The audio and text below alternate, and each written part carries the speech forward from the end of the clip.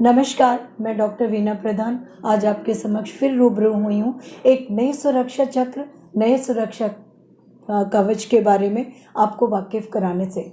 जो सुरक्षा चक्र यूँ कहूँ तो जब कोई भी महिला प्रेग्नेंट होती है तो उसके चौथे महीने से ही हम शुरू कर देते हैं उसकी चिंता करना, मतलब प्रिवेंट द प्रिवेंटेबल।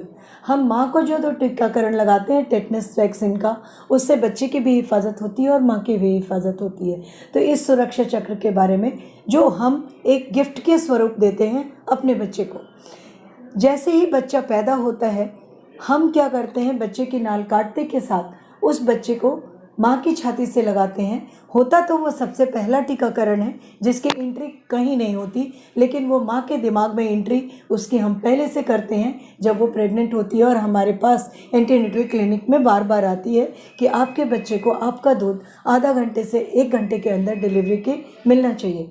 इससे क्या होता है, स्किन टू स्किन कॉन्टैक्ट होता है, बॉन्डिंग होती है और बच्चा जिसका विज़न पूरा क्लियर नहीं होता है, माँ की छाती से लगाते ही वो माँ को ढूंढ लेता है और सकिंग रिफ्लेक्स से मिल्क सेक्रेशन इनिशिएट होता है, जिससे उसकी ज़िंदगी खुशहाल और आगे बीमारियों से वो बचता है। अब रही बात, जो पहले दिन 24 घंटे के अंदर टीकाकरण होता है वो होता है आपका BCG, oral polio, hepatitis B. ये सबसे पहला टीकाकरण है जो 24 घंटे के अंदर लगता है। फिर दूसरे तीसरे जो कहें या हम उससे पहला गिने कि 1.5 महीने, 2.5 महीने, 3.5 महीने पे लगते हैं। इस अंतराल के लिए अगर आप किसी प्राइवेट क्लिनिक में जाते हैं तो आपको ऐसा एक छपा हुआ कार्ड मिलता है जिसमें पैदा हुए से लेकर के 13 साल से 19 साल तक करके सारे टीकाकरण इसमें अंकित होते हैं कि आपको कब और किस समय जाना है। इसका ध्यान रखें। या जो मैं पहले चक्र से बोल रही हूँ कि मातृ सुरक्षा कार्ड, मातृ एवं बाल सुरक्षा कार्ड और टीकाकरण कार्ड जो आपको आंगनवाड़ी या सरकारी अस्पतालों से मिलता है, उसका ध्यान रखें और उसमें जो चिन्हित हैं दिवस, उन दिवसों पर जाकर अपने बच्चे का टीकाकरण अवश्य कराएं। एक बात और आपको ध्यान देना पड़ेगा यहाँ पर कि जब हम टीकाकरण कराते हैं तो हमें अपना कार्ड ज़रूर लेके जाना है। हमें वहाँ पूछना है कि हमें हमारे बच्चे को किस चीज़ का टीकाकरण लग रहा है और ये किस बीमारी से उस बच्चे को बचाएगा। एक दूसरी चीज़ हमें ये पूछनी है कि हमें फिर से कब आना है और हमें आना है तो किस चीज़ का टीकाकरण हमारे बच्चे को लगेगा और ये टीका लगाने के बाद हमारे बच्चे को क्या क्या परेशानियां आ सकती हैं। जैसे वहाँ सूज जाता है, लाल हो जाता है, कई बार बच्चा थोड़ा सा इरिटेबल हो जाता है, कई बार ऐसा होता है बच्चा उस दिन पूरा खाना नहीं लेता, खाना पसंद नहीं करता है।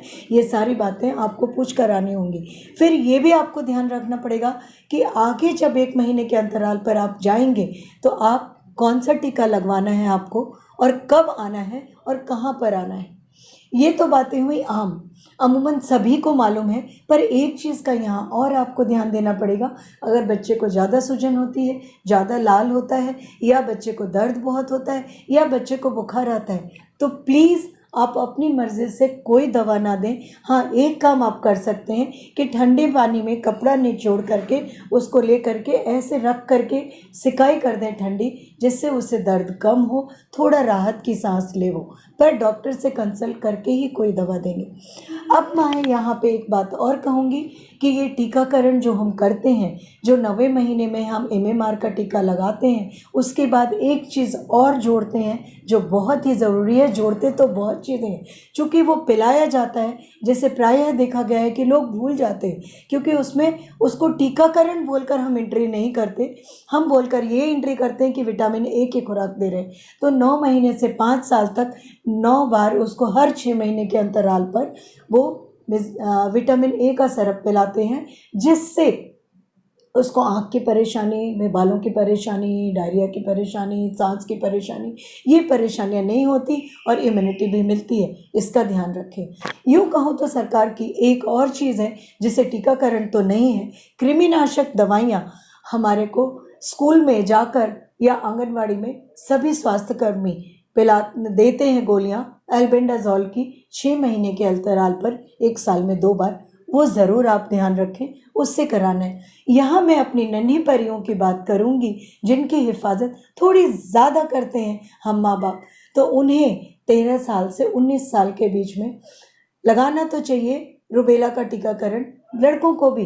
लेकिन यहाँ नन्ही परियों का नाम मैंने इसलिए लिया कि उन्हें हम कैंसर सर्विक्स से बचाने के लिए 3 टीकाकरण, जो पहला लगेगा उससे 1 महीने के अंतराल पे और तीसरा टीका लगेगा 6 महीने के अंतराल पे, तो जो उनके लिए हम बचाते हैं, उनकी ज़िंदगी, उनकी हिफाजत के लिए करेंगे खर्च।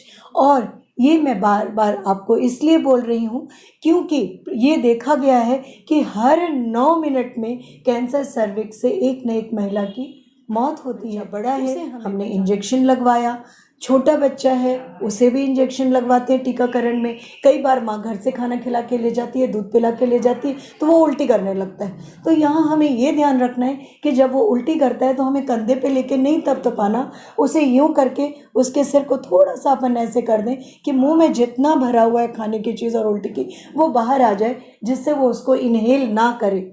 इससे कई बार बच्चों को बहुत परेशानी हो जाती है। कई माँ ये लेकर कंप्लेन आती हैं कि हमने अपने बच्चे को, जो नन्हा बच्चा होता है, कि अच्छा भला दूध पिला के सिलाया, बच्चे के तकिए के पास उल्टी पड़ी थी, जो तकिया तो लगाना नहीं है, जो पहले मैं बता चुकी हूँ, उल्टी पड़ी थी और बच्चा नीला पड़ा हुआ था। तो ये समस्याओं से हम निजात पाएँ, इसलिए ये हमें ध्यान रखना है। दूसरा ये ध्यान रखना है कि अगर हमारा बच्चा थोड़ा बड़ा है तो उसके हाथ में, पैर में, जहाँ भी टीका लगाए उसके मूवमेंट को हम मेंटेन रखें कि जिससे बच्चे का ध्यान उधर ना जाए और वो बच्चा अपनी एक्टिविटी को नॉर्मल रिज्यूम करे। आज के लिए इतना ही बहुत। धन्यवाद।